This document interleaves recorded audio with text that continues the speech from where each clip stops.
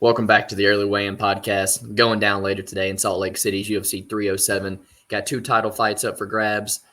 First up in the co-main event, man, not the most exciting title fight. Probably wouldn't sell anywhere else. Raquel Pennington versus Juliana Pena. Seems like they're maybe just keeping the belt warm for somebody else on this card. And then Alex Pereira versus Khalil Rountree. Alex, big favorite for the first time in his UFC career. Don't know how deserving it is of it. Should be a good striking battle, man. Total of 12 fights for us to rock through. Go ahead and let you recap last week, UFC Paris, and then we'll get into these fights. Yeah, so mixed bag for UFC Paris. Let's see, you had 3 straight bets on the card, Giuseppe and Frivola. Neither one of them seemed like they really got started, Yeah. Daniel Barres versus Victor Altamirano. It looks like Barres still has some gas left in the tank. That was a solid underdog pickup. Frivola Ziem fight goes to decision. I thought that was a perfect hedge as the fight was playing out. And then he, finds a knee out of nowhere right there. Let's see, 2 units on Lapalus. Fight doesn't start round 3, and Kutalaba Urslan. I was about to bet the fight doesn't start round 2. I don't think anybody saw that Kutalaba fight go into decision. Little stab on Giuseppe by decision. Fight doesn't go the distance in the Perez-Linzakova fight. That was a great play, plus 194. I really wish I would have told you on that one because that was a good read for sure. And then we both took a stab on Miranda rounds 1 and 2 sub. I'm pretty sure he had the mount or the back or something where I was like, hey, you know what? Plus 2,800. That's not a terrible play. Only minus 2.96 on the night. Looking over my card, took 4 underdog shots. Brendan Allen looked awful against Imavov. He didn't look awful. It's just he just cannot help but get hit in the face a whole bunch. And that's going to hurt him as he tries to move forward, man. I did steal one right here with William Gomes versus Joe Anderson Brito. But to be fair, that was kind of like part of the way that I capped him. I'm like, hey, look, we're in France, and this is going to decision. So, Dawoon Jung versus Omar Sy for a plus 440 to drag the fight out to waters that Omar Sy had never seen. I was happy with it. And then Chris Duncan versus Oki as a dog to start off the night was a nice tone setter. I missed on every single prop that I took. Giuseppe by submission was never there. Klein by submission. Did he get to a favorable spot, or was that? I think at the very end, but Roberts shot a stupid takedown the last little bit of the fight. So, no go. Fight ends by sub and Barres versus Altamirano. I thought that was going to hit at least once, but did not. And then the stats on Miranda subs round 1 and 2 also missed. Only plus 1 on the night. Forgettable from the both of us. We start off the night in the welterweight division where we got 2 oldies, Tim Means, Dirty Bird, taking on Court McGee in his hometown in Utah. Similar to last week, I think I'm going to start off with a dog here. It's not that I see like a super clear path to victory for Court McGee, but this being in Utah at elevation, we've seen Tim Means slow down in his prior fights, and he's just getting older. Court McGee, kind of the staple of his game has been durability and grind. Tim doesn't really have enough knockout power for me to be too worried about Court McGee here, although McGee has been finished in 2 of his last 3 fights. All that being said, I do think that there's a pretty easy path for McGee if he can just grind on him, not let Tim Means get into his rhythm and just kind of work him against the cage, maybe win some top control and make things a little dirty against the Dirty Bird. I do think it play out in his favor. So plus 164 Court McGee for a unit to start off the night. I think that might be where my head's at, although not a ton of conviction on it. I definitely think the value's on the underdog as well, man. Potential grappling upside. I feel like the biggest advantage is going to be Tim Means striking, but at the same time, he's not got the power of somebody like a Matt Brown or a other dude who knocked him out, Jeremiah Wells. So I get what you're coming from. Cardio advantage. I could potentially find myself on the Court McGee side as well. But I think I'm ever going to so slightly just side with Tim Means. But when a fight that I think is probably going to go the distance at a decently good clip automatically makes me kind of want to lean the dog if I were to pull the trigger somewhere. Bet the hometown guy as well. Yeah, hometown dude. Best of luck to you if you do. Moving on, I do think I'm going to find myself with small play here, potentially on a fight between Carla Esparza and Tisha Pennington. I like the Tisha Pennington side here. I think she's, if she gets taken down, I like her ability to pop back to the feet. I think she's a lot faster, holds a striking advantage here. Even when I was looking, she got a couple split decisions on her record, but her last 5 or 6 fights, she's outstruck every one of the girls. Thought she looked pretty decent against Tabitha Ricci, who's a pretty comparable opponent to Carla Esparza. On the Carla Esparza side, man, you're talking about a girl who's, lost the belt, 2-year layoff, got married, had a kid. This is her retirement fight. She's already said it. So happy to fade her here. Probably going to find myself on Tisha, maybe a little wife Pennington parlay or something by the end of the day. Tisha Pennington's aside for me, man. Yeah, I mean, coming into this is what we both had said. As I'm scanning over Carla Esparza's record, it does suck that she's actually only dropping fights to just like absolute killers, and she's beating girls that she shouldn't be beating. Yes, at this point in her career, it does seem like not the time to back her. But ultimately, this is, for what it's worth, high-level women's fighting right here,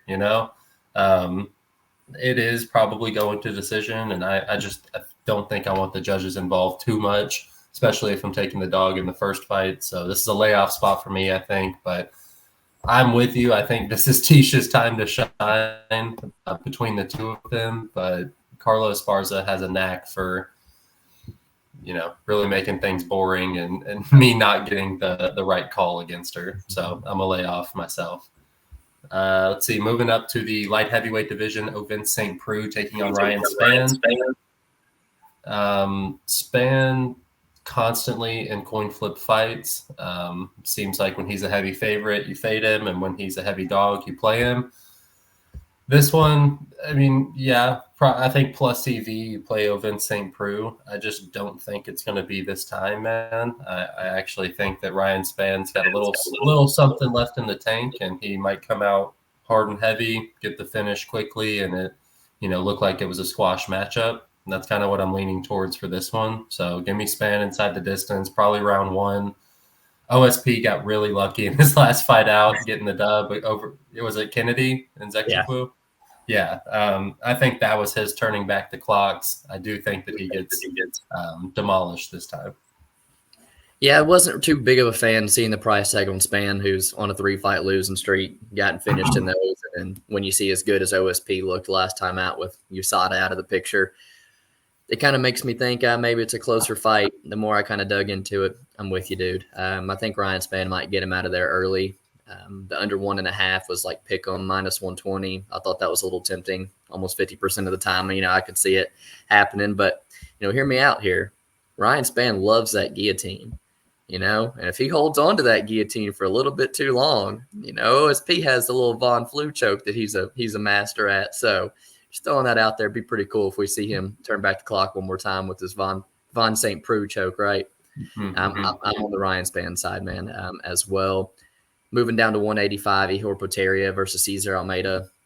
It's another one, man. It's like -400 on a, late 30-year-old guy who's in his second career in martial arts, very one-dimensional. Kind of makes me want to play Ihor Potieria, but I don't know if he's going to come out there and grapple. But when I see someone like Kopylov out there, it might not take too much to ground Cesar Almeida. So I kind of think Ihor could be a potential live dog. I think we've seen improvements from the guy since he's been, in the octagon. They've never given him an easy fight. Value-wise, dog or pass, something tells me it's set up for Cesar to get back on track here and probably gets the finish inside the first or second round. So Almeida TKO round 1. It's like +200, +400, 410 for round 2. I was looking at something like that, man. I think I'm on the Almeida side. Yeah, I'm definitely on the Almeida side. I think just narrative-wise, the UFC is obviously trying to push him. I mean, I even think that they were, I think the Budka matchup was a favorable one. Even the Kopylov matchup, like generally speaking, Kopylov was a kickboxer who turned into a wrestler against Cesar Almeida. I feel like we're digging bottom of the barrel even more so now, So I do think that they're trying to get Pereira or Almeida back on track. it might be one of these blown prospects, though. Like you mentioned, he was older coming into the sport, similar to Pereira. It might be too late for him to make the same type of transition. But this is one of the few winnable matchups in the UFC for him. So, yeah, you mentioned the rounds 1 and 2, maybe even the under 1.5 sitting at even money. That's potentially where I'm looking to play this as well. I think Cesar Almeida has a lot of finishing upside, especially early. So, yeah, give me him. Although I don't like that price tag. I'm not putting him in parlays for that price tag. I'd have to find a prop. Let's see. Moving up the card, Alexander Hernandez versus Austin Hubbard. We have not talked about this one, but it is something that I'm a little interested in. Hernandez, notorious for being a hard person to deal with, especially early, and Austin Hubbard being the type of guy who takes a lot of damage to finally start, getting his footing in a fight and really started to take over. I think that this is a pretty clear Hubbard rounds 2 and 3 prop look. I mean, you've got plus 1,700 for 2 and then plus 2,200 for round 3. I mean, we've seen Alexander Hernandez quit a lot, and just like the dichotomy of these two, it's a perfect setup for a round 2 and 3 prop, and they're giving us a good price tag. So if you can find your way on that with me, I'd be interested to hear your thoughts. Yeah, man, I think Alexander Hernandez at chalk is never the answer, especially at elevation, man, as well. I was kind of doing some digging in as well. Both of these guys used to be at elevation, Factory X or whatever, and it seems like Hubbard's down at Valley Flow striking with Bahamondes, with Bilal and stuff. So I think that's good for the career, truth be told. And when I look at the Alexander Hernandez, I was kind of doing some digging and reading into that, and it kind of looks like that gym's fizzled out a little bit. Alexander Hernandez and Brandon Royval have kind of gotten themselves a little gym somewhere, training with a small group of guys. So I don't even know if Alexander Hernandez is getting the type of training that he used to be. So I've kind of been thinking to take a look at Austin Hubbard. I know he's kind of taking some money this week, so kind of talked me off the money line. I think if he's going to win, it's probably Alexander Hernandez wilting like he always does. So fantastic numbers for rounds 2 and 3. Probably find myself on that as well, man. And then a fight that I'm probably going to find myself on, man. It's so hard for me to not bet Marina Rodriguez here against Yasmin Lucindo. Size advantage. I think she's got the striking advantage. Huge edge in competition, man. The likes of, I know she's your girl, Pollyanna Vienna, not that good in my eyes, man. Brogan Walker, not that good in my eyes. And, when I've seen Yasmin Hyorgi, dropped and stiffened twice by 2 other girls, and Yasmin not be able to do that, I don't know. I don't think Marina's chin's as in trouble as some people think. And if she's able to keep this fight on the feet, which is my main concern, I think she wins this fight clear as day, man. So like plus 160, plus 165, something like that, I think is what you can get her at. She's a value side for me all day, man. And plan on probably playing her for a unit tonight. Yeah. So I'm probably going to get there with you as well. I was super surprised with how much bigger she was in face-offs. I was waiting to see that, and I was pleased for sure. She's always been a bigger girl. Lucindo, somebody who is willing to stand and strike with a lot of people. I know she did sub Pollyanna Vienna, but that's not her main path to victories the majority of the time. And Marina's only getting grounded by really upper-level competition. I don't think that's Lucindo. So, yeah, the dog money on Marina Rodriguez, who I even think has some finishing potential. Hyorgi wasn't able to do it, but I think that Marina throws just a little bit harder than Hyorgi. So, definitely don't mind the dog shot. I'll be on her as well. Good. Moving up to the prelim headliner, kind of a shame. Like, I feel like you throw Buckley, who has the greatest UFC highlight clip in the world, on a main card every time, and then same goes for Wonder Boy. I think he's put in the work to find a way on a main card, but we're not seeing it. They're in the prelim headliner. We got Stephen Wonderboy Thompson taking on Joaquin Buckley at welterweight. Joaquin, he had to bust out some wrestling in his last fight against Nursultan, but I don't think that he has the ability to exploit that in Stephen Wonderboy Thompson. I think this fight does stay on the feet. And I just watched a montage of Buckley getting flatlined by people throughout his career. I think that there's going to be opportunity for Wonderboy to slip that foot over his shoulder where he's not seeing it coming and flatline him. So Wonderboy by KO plus 700, probably put 0.5 on that and then put a whole unit on his money line. I like Wonderboy a lot. There's a lot of bias going into this, but 42 years old. This is probably a favorable matchup for him, man. So give me Wonderboy Thompson here. Give me Wonderboy as well at plus 188, man. That's I don't know how you don't play him. Just truth be told, I hear Buckley and shouting to Kevin Holland that he's shooting a takedown within 10 seconds, and that better be his game plan, because if he plans to strike with Wonderboy, he's not going to win this fight, man. I don't think he is. I think he's very reckless when he closes distance, and I feel like Steven's just a little too sharp for him. He's got the big cage to skirt around in, and yeah, man. I don't know how you don't play Stephen Wonderboy Thompson here. So especially at the number, I think it's a great play. We'll find myself on it as well. Make the third fight in a row I plan to have some action on here, man. Kayla Harrison versus Ketlin Vieira open up the main card. I'm probably going to play the under 2.5 plus 120, plus 125, or maybe just doesn't go the distance around even money. I think that's a plus EV play no matter what when someone's a minus 1,200 favorite. And I think Kayla Harrison is going to find herself in dominant positions early in this fight. Ketlin has nothing off her back. Her takedown defense has not been impressive. And, I don't think she's ever been finished on the mat. Might not be submitted here. I just feel like Kayla Harrison's just way too physical, way too strong. It's going to find her way on top, rain down some ground and pound. Ref's going to call the fight. So I like Kayla Harrison inside the distance, but we've seen her gas before at elevation. She really has to stay in shape for this 135-pound class.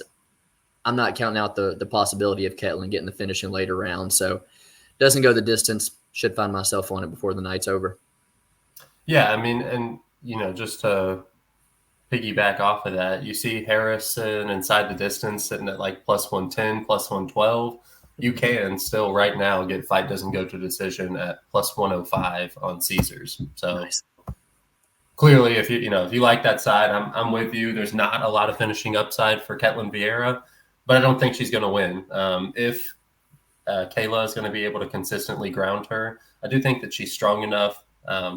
Did some of the flexes that she's been doing this week, I think she's in good shape right now. She'll probably be able to lock up one of those submissions. And I'm also a little worried about whatever bet she made with Alex Pereira. If it's like if she could get a knockout or if he could get a submission type thing. Mm-hmm. So there is something nice that not betting the Kayla Harrison by submission and just looking at the fight doesn't go to decision. We're still getting plus money. Don't get greedy.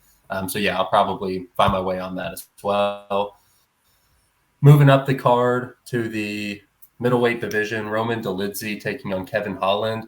I don't like Kevin Holland at 185 pounds. Like, I just don't think that this is his class. And I feel like he's going up against another dude who probably can exploit just being the bigger fighter.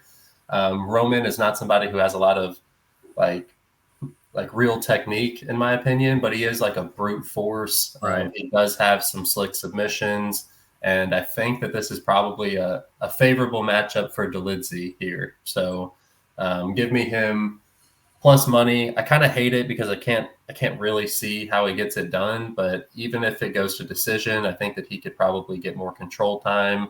If there's a finish, I wouldn't be surprised if he just sold out on one of Kevin Holland's limbs and got him to tap. And then I think he's tough enough to hang in there if Kevin Holland does start piecing him up. He just needs to get his arms wrapped around him. So give me Roman Dolidze here.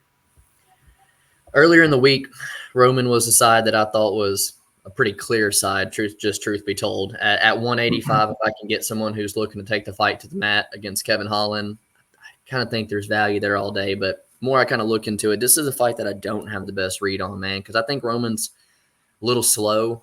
I don't know how good his wrestling really is. I think when he gets on top, he's very opportunistic and very dangerous, but I'm not sold on his real ability to get the fight to the mat. And Kevin Holland's super athletic, got a great right hand. The speed difference is going to be unreal. And usually the UFC, I don't know, they like Kevin Holland. They're not usually putting him in spots where he's just guaranteed to lose. I don't know. I'm with you. I don't really like him at 185, especially when he's going to fight a grappler. So if you find yourself on Roman, that's the way my gut was leaning earlier in the week. Best of luck to you. The more I watched some fights and read into it, maybe I'm second guessing myself, but not the best read for me. People's main event potentially, man, maybe mush of the week or something. I see a ton of people on Jose Aldo this week taking on Mario Bautista, and Jose Aldo is the side that I kind of wanted to play as well. I feel like inside the pocket, he's a way better boxer. He's a way better kicker. He's going to be able to stop the Mario Bautista takedowns. I'm just a bit worried. The age and the cardio, Mario Bautista is going to be able to push a pace that's ridiculous. I feel like round 3 might go to Mario Bautista at a pretty decent clip. He might be able to just put him on the cage, use his youth, use his physicality. But if Jose Aldo goes out here and wins, and just, it's going to be like, why didn't you? Duh, plus money on one of the best fighters ever. But I come off betting Jose Aldo at like plus 120, plus 130 in Brazil against Jonathan Martinez. Feel like I should just be happy with that and move on, which is probably what I'm going to do. I'm going to side with Jose Aldo. Not going to have a bet on the fight, though. Okay, so unfortunately, I think I'm going to have to go Jose Aldo. I don't really like it. I've heard too many arguments for him. But, even in his last loss, which was against Merab Davishvili, he's stuffing an insurmountable amount of takedowns. And it's in Salt Lake City. In Salt Lake City, and it's really, really impressive. You look at the type of fighters that he's beating prior to that, the Vera, Munoz, Font, then just beat out Jonathan Martinez. I thought Bautista was older, and I think it's a step down in the competition that he is beating. So I don't know, dude. Like, I definitely feel like we've missed out a little bit on the line, but I do feel like plus money is still the right move, So I probably will find the Jose Aldo bet strictly because this seems like a favorable matchup for him at 38 years old. There's a lot of terrible matchups for him in the division, and this just isn't one of them. So give me him at plus money here. If I lose, I lose, but there's some people that I like to tail in on him, so I'll probably be playing that as well. So give me Jose Aldo one more time. Moving up to the co-main event, the Bantamweight Championship with Raquel Pennington, the champion, taking on Juliana Pena. I think that this is probably a grindy fight. Like you kind of said, a little bit of a placeholder fight. It does seem like the UFC is going to try and streamline Kayla Harrison to get this title shot. And for now, we're just kind of, stuck here, having to put this as a co-main event under the biggest star in the UFC currently, Poatan. And I do think that we're probably going to get a product that shows that. Probably a lot of cage control. I think Juliana Pena, her best option is to make it dirty, but she's not very skillful, man. She'll come in there with leaving her chin up, throwing wild and reckless. And I just feel like Raquel Pennington's strong enough to, capitalize by holding her up against the cage and getting some control time. I do think that Rocky will end up getting the nod, and it'll probably be pretty decisive at that, like 4-1, 3-2 at the worst. But I do think that there'll be clear Rocky Pennington rounds, and then arguments that Pena did more damage in some other rounds. Give me Rocky Pennington. I think she wins 60-65% of the time. I'm probably not going to play her, but I do think that she's the rightful favorite here. Yeah, man, like you said, clearly a place-holding fight. I feel like it's not no coincidence that Kayla Harrison was put on this card in case something happened to one of these fighters, and the fact that they're fighting on the same night, they can turn them around at the same time. I don't feel like one of these, whoever wins is not going to be holding the belt very long, but I feel pretty damn strong on Raquel Pennington, man. I don't think Juliana Pena is good at all. She's been out for 2 years. She's coming off an absolute ass whooping, dude. 50-43. That's some of the worst scorecards that I've seen in a minute. She got her ass whooped by Amanda Nunes, and as to be expected. But I've seen Raquel Pennington go out there and put up a hard 5 rounds, take a round off of Amanda Nunes, what I thought would be more in Amanda Nunes' prime. Pena, to me, has no boxing. She's opportunistic if she can find her way to the back, but I'm just not even sold that Raquel Pennington is, I don't think she's ever been submitted. I don't think she's going to give up the dominant positions. I don't think she's going to let Juliana Pena get there.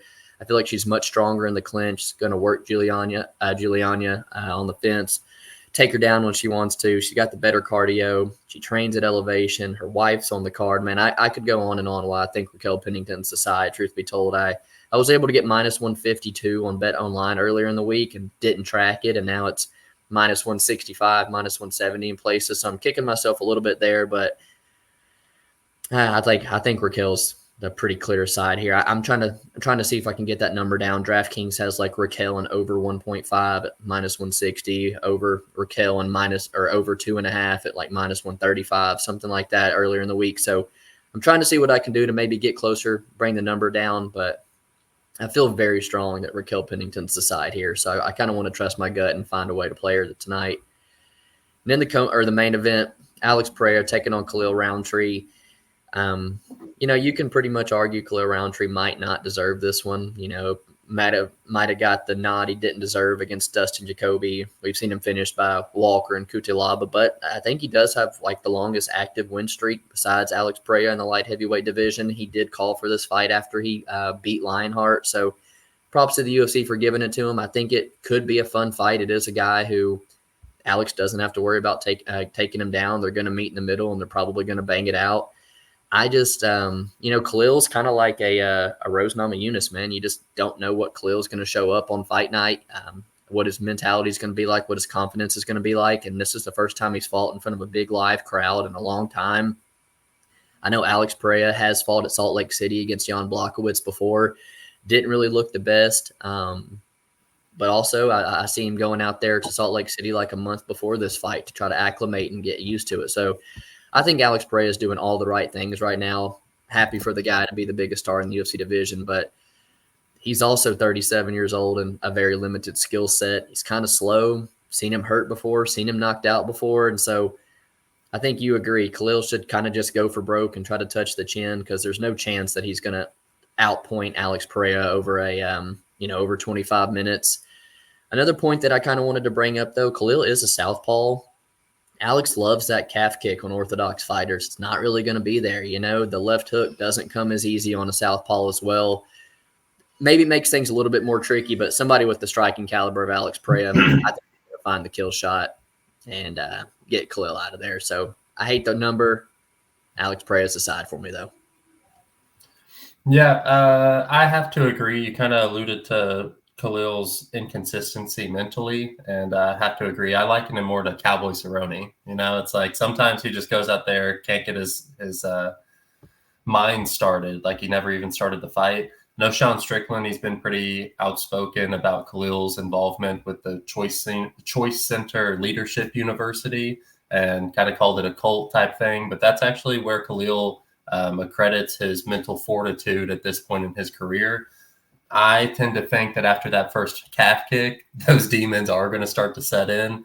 You talked about the southpaw being an issue, but Alex does a really good job of even getting calf kicks in with his lead leg when people are switching to southpaw, and there's no setup for it. He's so big that he doesn't need to set up any of his calf kicks, whether it's an outside one or an inside one.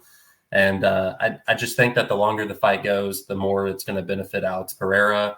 I am not in the same camp as everybody else thinking that Khalil will shoot a takedown for the first time in his UFC career here. I think Khalil's best game plan is to throw punches in combination early and hope to catch him, but I do not see that happening. I do think that the moment will get to him once he steps in that octagon and sees Alex Pereira staring him down for the first 5 minutes before the fight starts, and I think that he'll probably fall back into that hole. Give me Poatan Pereira one more time before he fights somebody like Aspinall or John Jones or something like that, where he will get hurt. Yeah, man. Same thoughts. All 12 fights going down in Salt Lake City tonight. Elevation might make things a little bit tricky.